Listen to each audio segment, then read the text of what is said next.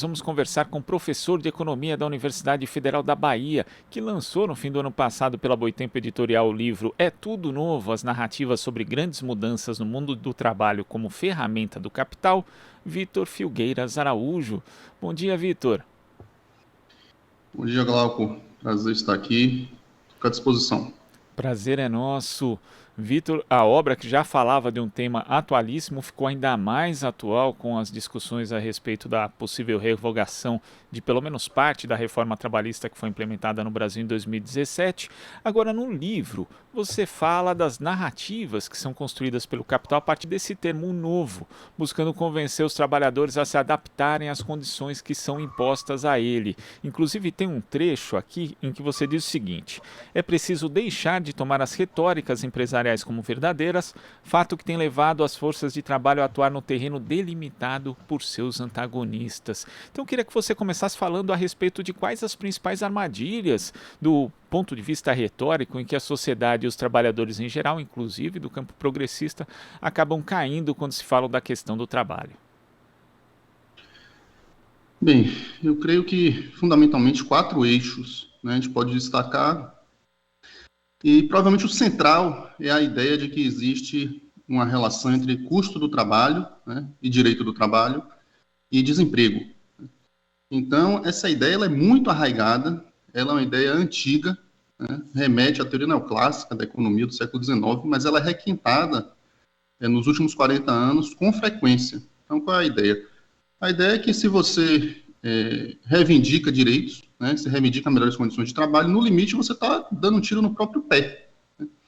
E é muito comum que essa premissa ela seja adotada, mesmo no que eu estou chamando aí do grande campo do trabalho, trabalhadores e suas instituições, e mesmo quando se critica, por exemplo, a reforma trabalhista. Né? Então, essa premissa, ela faz com que o debate, por definição, ele fique restrito, né? Porque, por mais que você, por exemplo, fique indignado em relação às consequências da reforma trabalhista, no fundo, você está dizendo, mas não tem alternativa, né? Essa é a forma de promover emprego.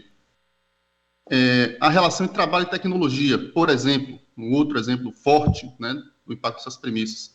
Se você parte do pressuposto de que há uma disputa entre trabalhadores e equipamentos, né, trabalhadores máquinas, computadores, e entre trabalhadores empresa, você também cria uma situação que, por definição, a responsabilidade por uma eventual solução no avanço tecnológico está nos trabalhadores, e não na relação social que se estabelece entre trabalhadores e empresa. Trabalhadores não estabelecem relações sociais com máquinas. As máquinas são meios de produção, instrumentos de trabalho que nessa sociedade impõem, né, são utilizadas a partir de uma relação social com determinada natureza. Então, só para complementar aqui também com outro exemplo, para não me alongar muito, a ideia de que terceirização é a externalização das atividades, né? Que é algo também que se dissemina e faz com que a terceirização pareça ser inevitável, né? Porque a externalização das atividades, divisão social do trabalho é inerente ao capitalismo. Então, se você parte desse pressuposto, por mais que você diga, terceirização precariza muito, mas o seu pressuposto é que ela é inerente ao capitalismo. Então, como é que você vai fazer uma proposta alternativa a algo que, por definição, é inevitável? Então, digamos que o objetivo mais geral do livro é chamar a atenção para, pessoal, você não pode fazer o debate, né, se você se pretende civilizado, se pretende do lado, né, do campo progressista, digamos assim, a partir dos pressupostos que o adversário está colocando, porque você restringe, por definição, as alternativas e as propostas.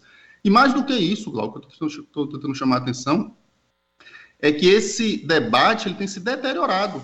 Então, no último exemplo que eu dei, né, da terceirização, o que acontece? Uma vez todos tendo aceito, né, ou se hegemonizada a ideia de que a terceirização, a externalização das atividades, e com a busca de formas de atenuação, né, de regulação atenuada da terceirização, vamos botar aqui uma emenda, fazer uma divisão, atividade meio, atividade fim, que assim, né, a gente vai civilizar minimamente essa relação. As empresas não se satisfizeram com isso. Então, não parou por aí a retórica. O que apareceu mais contemporaneamente que está na moda? Os, entre várias aspas, aplicativos, que nada mais são do que empresas de determinados setores que radicalizam a retórica da terceirização, falando, não, agora não é que a empresa externaliza, agora a empresa não faz mais nada, ela simplesmente faria a mediação entre produtores e consumidores. A questão é, empiricamente, isso se constata? Isso procede? Então, é a denúncia, né, do círculo vicioso que o campo do trabalho tem caído por conta da retórica empresarial, e o livro busca denunciar. E é interessante esse exemplo do aplicativo, porque a precarização do trabalho leva a pessoa na prática ali, às vezes, por conta da sobrevivência, a topar qualquer coisa, qualquer tipo de condição, né? Porque, e ainda pensa assim, poxa, mas sem isso eu ainda estaria desempregado, mas também essa narrativa empresarial mexe com a dimensão do desejo, que você também aborda aqui no livro, né? Quando fala, por exemplo, dessa rigidez do Fordismo, que o aplicativo promete para a pessoa, olha, você não vai mais ter horário, você vai fazer o seu horário, ou então, na verdade, você vai ser o seu próprio patrão, você não vai ter chefe. Então, eu queria que você falasse a respeito desse tipo de manipulação do desejo das pessoas mesmo, do anseio que elas têm e que acaba jogando contra o próprio trabalhador, Vitor. Toda sociedade em que há dominação, né, em que há poderosos e aqueles que recebem ordens, por definição, se você não tem uma sociedade completamente violenta, né, algum nível de consentimento, algum nível de aceitação por aqueles que recebem ordens é necessário, né? E no capitalismo isso não é diferente, pelo contrário. Então, essas estratégias, essas práticas empresariais, as políticas públicas que as empresas defendem, por definição, demandam, né, e utilizam mecanismos retóricos para convencer as pessoas de que aquilo é interessante, aquilo é importante. Então, por um lado, você tem, né, um processo evidente, né, digamos, coercitivo do mercado de trabalho, então as pessoas têm menos oportunidades de emprego, a situação do mercado de trabalho é ruim, então as pessoas tendem a aceitar condições piores, mas isso não é suficiente, né, porque isso pode causar, inclusive, revolta. Então, esses mecanismos retóricos que fazem alusão a situações concretas, situações verdadeiras, né, coisas que acontecem, problemas reais do mundo do trabalho, para, a partir dessa alusão a problemas concretos, inverter o problema e jogar supostas soluções para prejudicar ainda mais a situação do trabalho, é algo super relevante, Glauco, e que bom que você chamou a atenção. Então, essa ideia, por exemplo, da flexibilidade, da liberdade, né, do empreendedorismo, da autonomia. Autonomia e liberdade no trabalho, por definição, são pautas da classe trabalhadora, né? São coisas que todo mundo quer, ter autonomia, não ter chefe, não ter ninguém enchendo o seu saco, você ter poder para decidir o que vai fazer, quando vai fazer, de que forma. A questão é, a partir da alusão ao problema concreto, né, que está colocado historicamente no capitalismo, e na relação de trabalho assalariada, que é de dominação, por definição, as empresas utilizam essa retórica para recrudescer o processo de dominação e as formas, né, de exploração, na medida em que responsabilizam os trabalhadores, transferem custos, transferem riscos, sem que as suas promessas de mais liberdade, mais autonomia sejam cumpridas. O que é que isso faz? Isso cria uma situação contraditória, né, porque empiricamente essa liberdade, essa autonomia não é constatada. É só você evidenciar e olhar as pesquisas fartas que existem nesse sentido, em particular agora, mas contemporaneamente com a uberização. Mas boa parte das instituições, boa parte dos trabalhadores assimila essa ideia. E não por acaso, quando você discute, quando você pesquisa, quando você investiga essas relações, há uma nuvem, uma confusão, há uma névoa sobre a natureza, as características do que está acontecendo, e você pode apurar isso, inclusive, Glauco, nas entrevistas, nas conversas, nos debates, confrontando as justificativas que muitas vezes aparecem para a defesa, né, dessas relações, que são justamente, não, mas faz horário, mas tem mais flexibilidade, com o mundo real. Quando você vai apurar as relações nunca foram tão rígidas do ponto de vista de quem trabalha. As pessoas trabalham mais tempo, com menos flexibilidade, as relações são mais arbitrárias. Mas por conta desse discurso, Glauco, ao qual você fez menção muito bem aí, parte das pessoas e parte das instituições assimilam esse discurso e reproduzem, mesmo que de forma completamente contraditória em relação a que você apura no mundo real. Seja em termos de rendimento e particularmente com relação a essas alusões, né, à liberdade, à autonomia e à flexibilidade em particular. E Vitor, você tem uma trajetória de estudos acadêmicos, mas também tem uma experiência profissional como auditor fiscal do Ministério do Trabalho. Hoje, dizer que iniciativas, por exemplo, como reforma trabalhista, flexibilização de direitos, menos proteção ao trabalhador, que essas medidas geram empregos e trazem bem-estar, não é algo essencialmente anticientífico pela quantidade de estudos e pesquisas com base na realidade que existem hoje?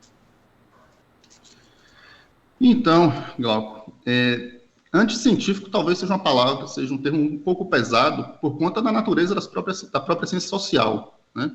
Ou seja, não existe um critério da verdade absoluto. Houve uma hegemonia durante décadas, né, por conta da produção acadêmica, majoritariamente, né, quase toda a produção acadêmica era no campo da direita. Vamos conversar aqui de forma direta, né, no campo da direita, teoria neoclássica. Então, majoritariamente, de forma avassaladora, utilizando métodos supostamente quantitativos, havia uma prevalência da ideia, né, de que as reformas contribuiriam para o aumento do emprego, etc. O que é que acontece? Acontece que a realidade, né, empírica tem sido tão avassaladora, no sentido de que as reformas não produzem os resultados que elas prometem, que essa produção acadêmica, em grande medida, está em descrédito. Agora, você não pode daí dizer que o assunto está encerrado, que não tem mais debate, porque, de fato, como em qualquer campo da ciência social, você pode ter novas produções, novos impactos, novas realidades, as relações causais não são imutáveis.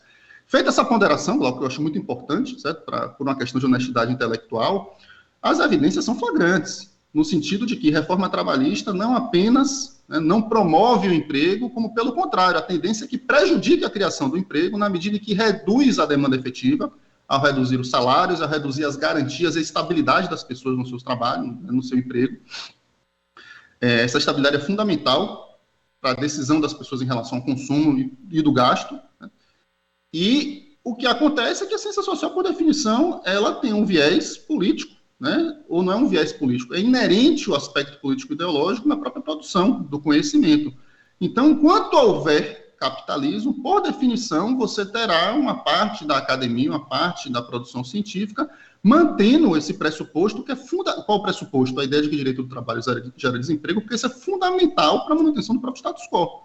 O que é que eu estou tentando fazer no livro, contribuir? É chamar a atenção para o campo do trabalho, né? Para esse campo minimamente progressista aí, que não se pode trabalhar com o pressuposto do inimigo, porque o pressuposto do inimigo é viciado por definição. O pressuposto do inimigo quer justificar um tipo de relação social, um tipo de sociedade, com base no argumento de que se os dominados reivindicarem melhores condições de trabalho, estão dando um tiro no próprio pé.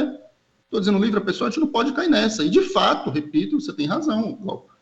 As evidências empíricas são fartas, no sentido que a reforma não produzem emprego, mas, como isso é um elemento fundamental para um tipo de dominação social, isso vai ser reproduzido, isso vai ser reivindicado pelas forças empresariais de forma perpétua, se assim deixarem. Né? Se não tiver uma contraposição, uma luta, né, do nosso lado para refutar, combater e desmistificar essa relação, não vai ser, tudo indica, Glauco, que não vai ser do lado de lá que as coisas vão mudar, entendeu? É isso que eu estou querendo chamar a atenção. Então, o caso do Brasil é grotesco, inclusive, é uma situação dramática. Por quê? Porque o rumo da prosa, né, a conversa nos outros países com a pandemia tem mudado de forma importante. Vídeo que aconteceu na Espanha ontem, com a convalidação de uma reforma trabalhista protetiva. Né? Vídeo que tem acontecido nos Estados Unidos, na Coreia do Sul e em outros países. E aqui a prosa continua, né, a conversa continua nos mesmos termos.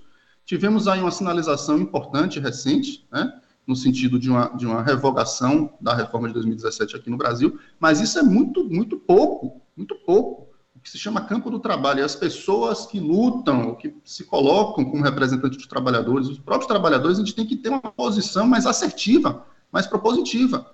A revogação da reforma é o mínimo, é o mínimo. Precisa de muito mais do que isso.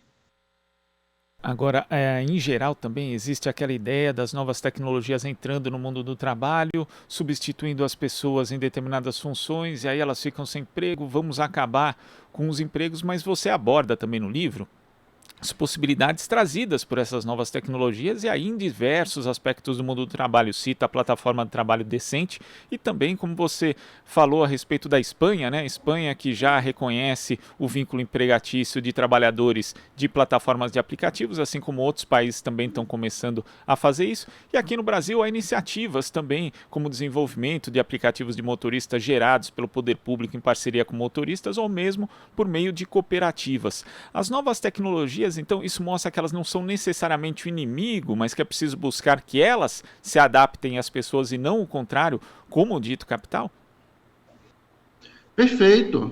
Assim, retomando até a primeira questão que você me fez, uma questão fundamental. O problema, por definição, pessoal, não é a tecnologia. Né? A tecnologia nada mais é do que o conhecimento sobre a forma de fazer e o que fazer determinados itens, né? O que, se você quiser assim, chamar valores de uso, e os instrumentos físicos ou digitais que você utiliza nesse processo de produção. Então, por definição, a tecnologia não é viva, a tecnologia não tem vontade. O que submete as pessoas, o que desemprega as pessoas, o que piora as condições de trabalho é a relação social. É a relação social, a forma como as pessoas interagem. As tecnologias elas são utilizadas por determinadas pessoas que detêm o poder, que são proprietárias dessas tecnologias para oprimir outras pessoas. Então, se você retomar ao século XIX, não eram as máquinas que estavam ali aparecendo que oprimiam as pessoas. Era a relação de trabalho assalariado que estava surgindo e se consolidando. E hoje não é diferente, é a mesma coisa. Não são as plataformas que oprimem as pessoas. Não existe, inclusive, um negócio que se chama plataforma já é uma pegadinha do malandro por definição. Por quê? Porque a plataforma é um instrumento. Existem são empresas de determinados setores que usam essa tecnologia como forma de gestão do trabalho, ponto. Então, se você começa a falar e isso se tornou um golpe empresarial que tem dado certo, que as plataformas, os aplicativos, rapaz, a plataforma é só um instrumento. São empresas de entrega, são empresas de transporte, são empresas de determinados setores que utilizam esse instrumento. E esse instrumento, por definição, portanto, ele não oprime as pessoas. O que oprime é uma relação na qual alguém é dono da tecnologia, no caso da plataforma, e usa isso para subordinar e explorar os outros. Mas a plataforma, por definição, o aplicativo, ele pode ter outro uso. Ele pode ter um uso não para obtenção do lucro e para exploração do trabalho, mas um uso para a produção, para o bem comum, né? Para o ganho de toda a sociedade, para uma gestão democrática. Não é isso que a gente quer, por definição? Para uma gestão democrática das relações de trabalho e das relações de produção. Então, a gente tem que ter clareza no debate sobre esse outro pressuposto, que também se torna um senso comum, de que os trabalhadores competem com as tecnologias. Os trabalhadores não competem com as tecnologias, os trabalhadores competem com as empresas. A questão é como é que vai ser utilizada a tecnologia. A tecnologia vai substituir os trabalhadores? Se a tecnologia substitui os trabalhadores, é por conta de um determinado uso feito por determinadas pessoas que são proprietárias da tecnologia, mas a tecnologia per si não decide nada. Outra coisa, o avanço da tecnologia também, por definição, não é um problema, mesmo dentro do capitalismo. Por quê? Porque se você tiver um crescimento da produção muito acelerado, mesmo com o avanço da tecnologia no sentido da mecanização, da robotização, você pode ter um aumento da demanda por força de trabalho, você pode ter um aumento do emprego. O caso da cana-de-açúcar é um caso clássico aí, em nível nacional aqui no Brasil, mas em São Paulo em particular. O processo de produção, o crescimento da produção foi tão acelerado que mesmo com uma mecanização muito intensa, você teve um saldo bastante positivo do emprego na década de 2000. Então, essas iniciativas, né, que têm sido tomadas, seja por trabalhadores associados, seja pelo poder público, elas são urgentes, essas iniciativas de apropriação coletiva das tecnologias digitais e da adoção de políticas públicas para a utilização das tecnologias digitais em prol da comunidade. Então, só para dar um exemplo aqui, já que você levantou a questão da plataforma do trabalho decente, a gente tem estruturalmente, né, cerca de um quinto, né, mais ou menos 20%, agora é mais por conta da crise, mas cerca de 20% das pessoas no Brasil são, de verdade, trabalhadores autônomos, né, eletricista, encanador, chaveiro, enfim, uma lista imensa de atividades que são estruturalmente, né, não são coisas pontuais, são estruturalmente parte da economia brasileira e que tem um índice de acesso à Seguridade Social baixíssimo. Você pode usar essa tecnologia em escala nacional, não apenas para trazer essas pessoas para a Seguridade Social através das plataformas, mas para permitir que essas pessoas atuem coletivamente e façam a gestão dessa plataforma para conseguir melhores condições de trabalho.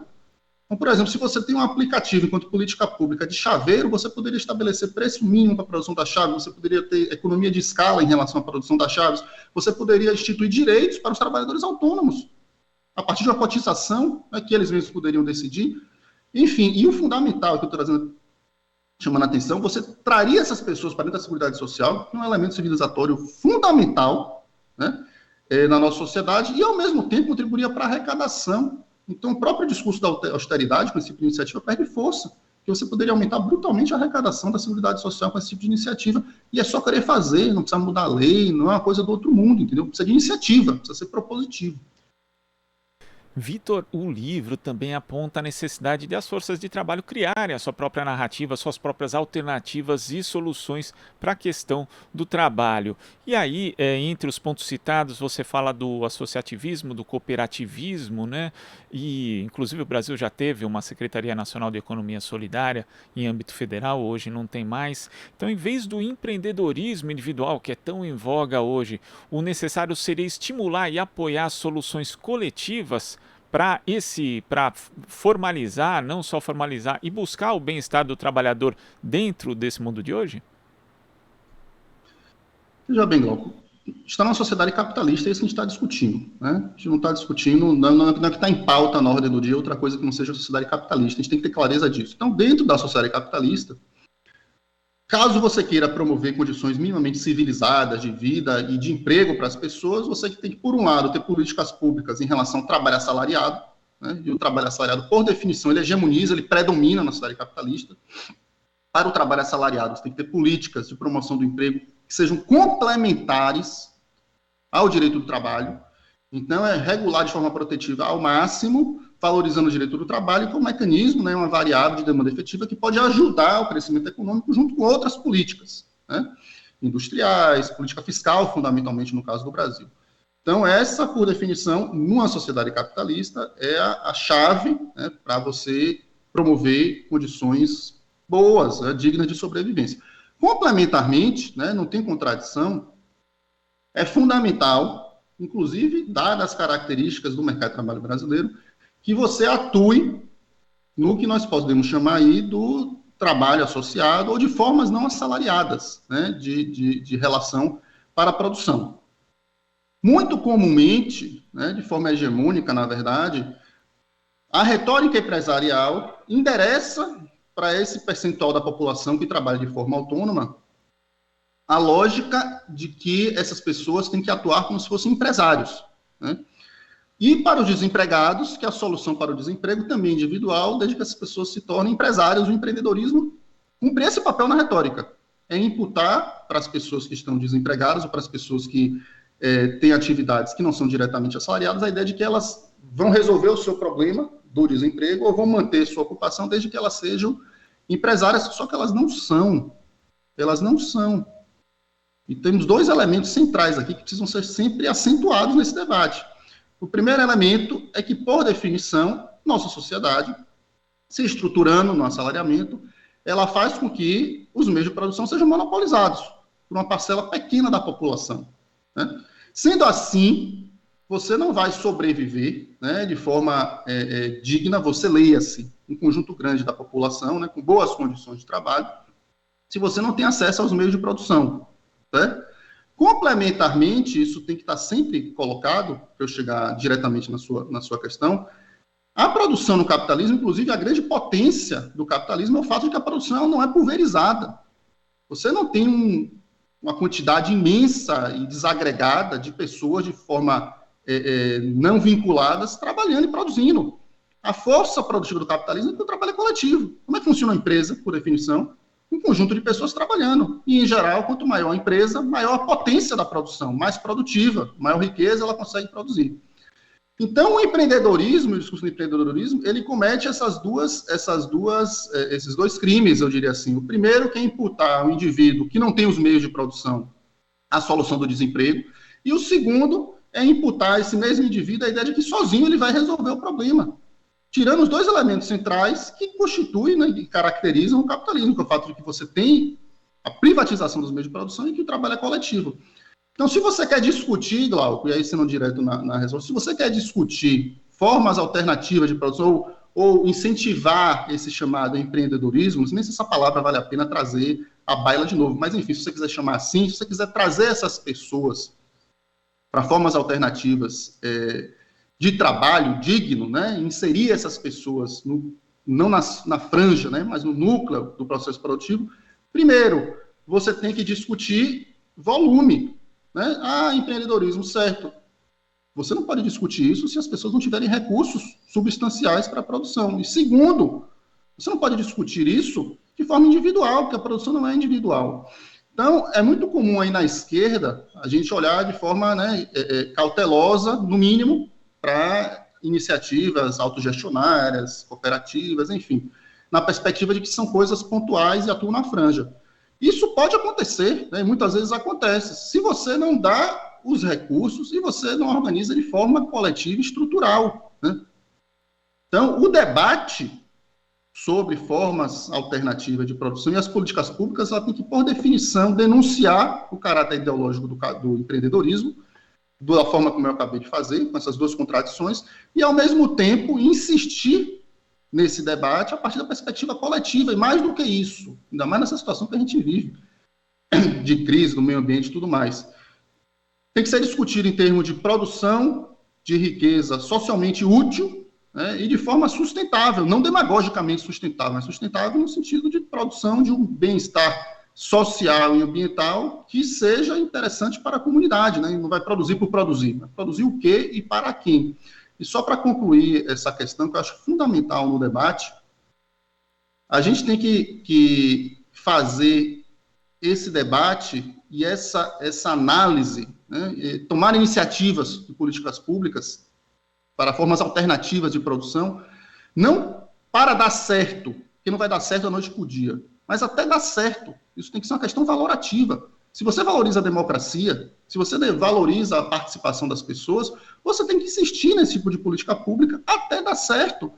Empresa fecha, empresa abre aos milhões todos os anos, e nem por isso as pessoas falam que o capitalismo não dá certo. As formas de produção, elas vão se arraigando, elas vão se estruturando, e elas vão pegando, se assim você quiser, com aprendizado. Não é da noite para o dia que as coisas acontecem. A questão é que tipo de sociedade que você quer, que tipo de sociedade que você vai tentar promover. Vitor, queria agradecer demais a sua participação aqui no Jornal Brasil Atual, inclusive as pessoas aqui repercutindo no chat, tanto do canal da TVT quanto da Rádio Brasil Atual, gostando muito da sua entrevista. E a Deise Bentin, inclusive, perguntou o seguinte: todo esse conteúdo está no livro do professor? Deise, esse conteúdo, isso aqui que foi falado tem muito pouco do que representa o livro, então a gente dá o serviço do livro, que tem muito mais conteúdo ainda, é tudo novo de novo, as narrativas sobre as grandes mudanças no mundo do trabalho como ferramenta do capital. Você vai lá no site da Boitempo Editorial, tá lá o livro, viu, Deise? Vitor, muito obrigado pela sua participação, até a próxima. Eu que agradeço, Glauco, fico à disposição. Grande abraço. Abraço. Conversamos aqui com o professor de Economia da Universidade Federal da Bahia, Vitor Filgueiras Araújo. Você está ouvindo Jornal Brasil Atual. As notícias que os outros não dão.